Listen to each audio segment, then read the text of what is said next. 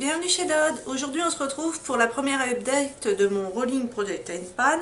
Si vous n'avez pas vu l'introduction, je vous la remettrai dans le petit i. Donc j'ai fait des gentils progrès quand même, je suis relativement contente de ce que j'ai fait.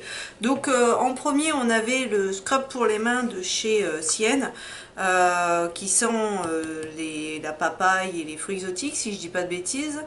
Et donc il sent super bon et tout. Bon je m'en suis quand même servi 3 fois donc c'est pas mal.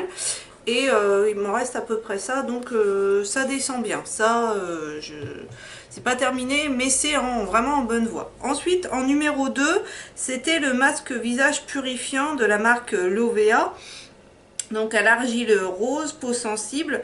J'ai vérifié, donc Lovea, ils testent pas sur les animaux, mais ils vendent en Chine, ou bref, en tout cas c'est une marque que je sais que je ne peux plus acheter parce que pas cruelty free à 100%.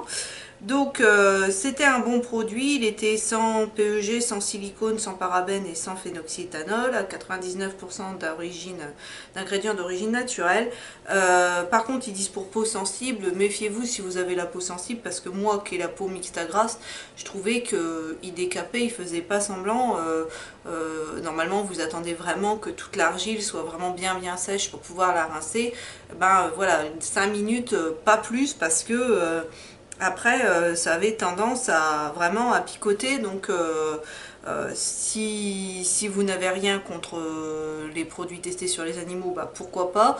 Par contre méfiez-vous si vous avez la peau sensible.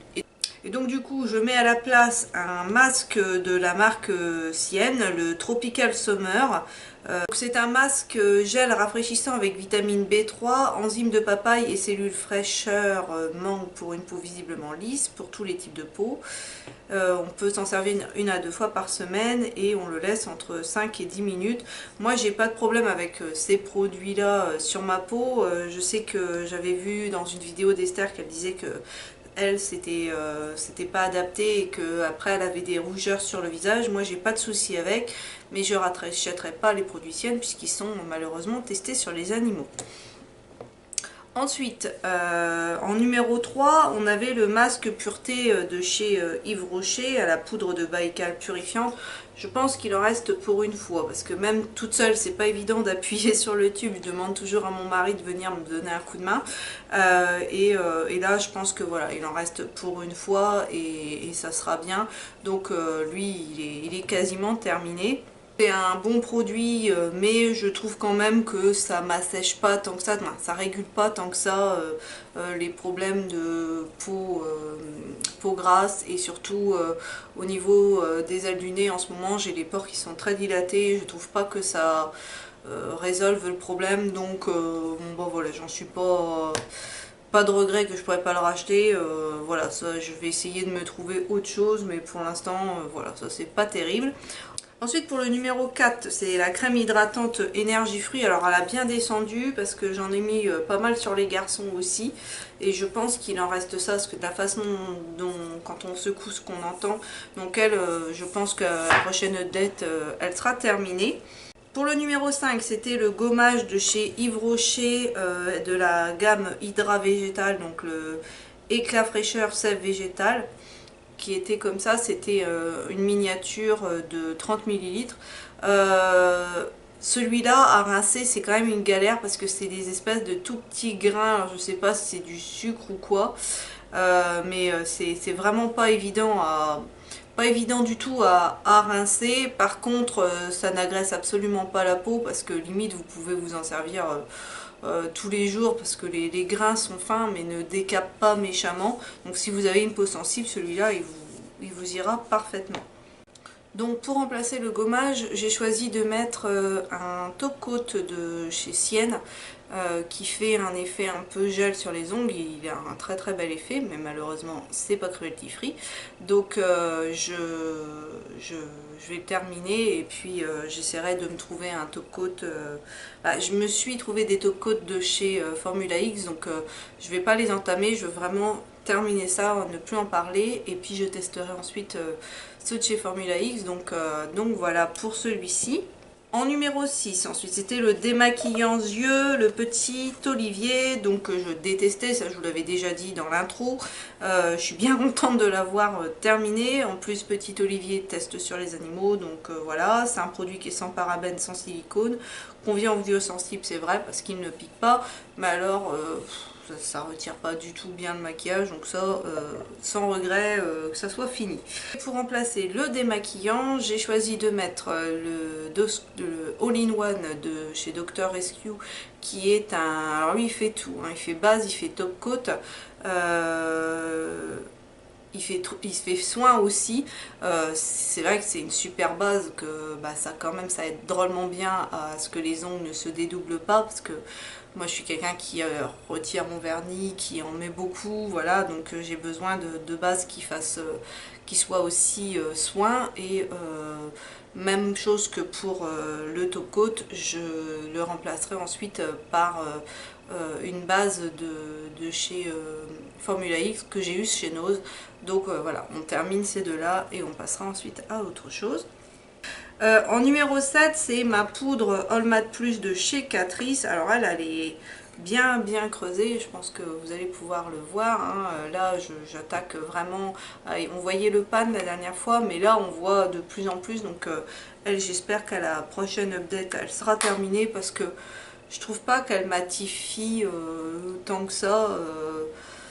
C'est pas non plus une révélation pour moi, mais bon, voilà, Catrice c'est une marque qui teste pas sur les animaux, donc je testerai peut-être d'autres produits à l'avenir de cette marque-là. Ensuite, en numéro 8, la Master Camo de chez Maybelline. Alors, elle, je vous avais dit que mon objectif c'était de finir le correcteur vert et les deux correcteurs anti-cerne. Donc le correcteur vert, hein, comme vous voyez, il est quasi terminé, donc lui on arrive vraiment au bout. Et les deux correcteurs au milieu, j'ai continué vraiment bien de les creuser. Donc elle c'est pareil, elle est en bonne voie, et malheureusement c'est du Maybelline, donc de la famille L'Oréal. Ça appartient au groupe L'Oréal, donc je ne pourrais malheureusement pas la racheter. C'est dommage parce que c'est un très bon produit. Ensuite, numéro 9, Fard Matte, la palette qui s'appelle Matte de chez Max More. Donc c'est une petite palette de 4 fards comme ceci. Et moi je vous avais dit que je voulais me concentrer sur ce fard là. Donc comme on peut le voir, j'ai encore continué à le creuser, même si je pensais que je l'aurais plus attaqué que ça. Donc je vais vraiment essayer de me concentrer davantage sur ce farci le mois qui vient. Donc pour terminer, le numéro 10, c'est la palette de chez Max More, la Highlight Foundation Contour and Blush. Moi je vous avais dit que je voulais finir ce farci, donc là voilà, je pense que là on peut dire que c'est pas pour le peu qui reste dans le coin, j'arrive plus du tout à attraper, donc voilà, j'estime que c'est bon, j'ai bien usé le produit, donc elle, ce fard là, c'est bon, je ne m'en servirai plus. Donc du coup, je le remplace par la base de chez Makeup Revolution, que j'avais eu en cadeau de fête des mères, pas en 2017 mais en 2016, donc il faut vraiment que je la termine. Donc c'est une super base qui est très siliconée. Par contre les ingrédients sont vraiment pas tip top, mais bon, la marque Makeup Revolution c'est une marque cruelty free et c'est ma marque, hein, c'est vraiment la marque que j'adore.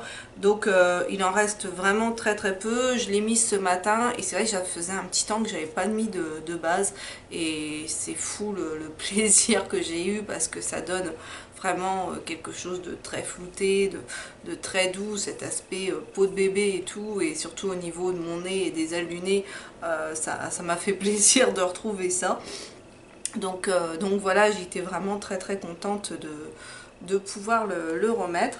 Donc voilà ce qui conclut la première date du projet Tenpan. Je voulais juste m'attarder quelques secondes pour vous parler un peu du maquillage que je porte.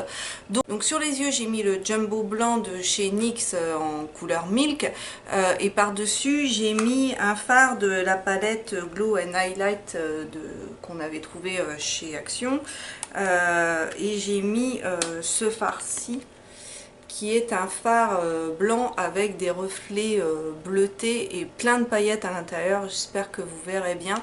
Et sur les lèvres, je porte le rouge à lèvres violet. Je vous en ai parlé il y a quelques temps dans une de mes dernières vidéos où je vous disais que j'étais pas super contente parce que je trouvais que l'opacité c'était pas terrible et que la tenue bof bof.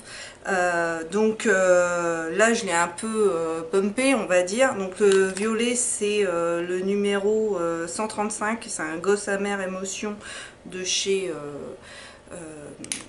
Kiko, et la teinte c'est vraiment un violet, un fort violet, parce qu'aujourd'hui je suis en mode violine, hein, les ongles et tout.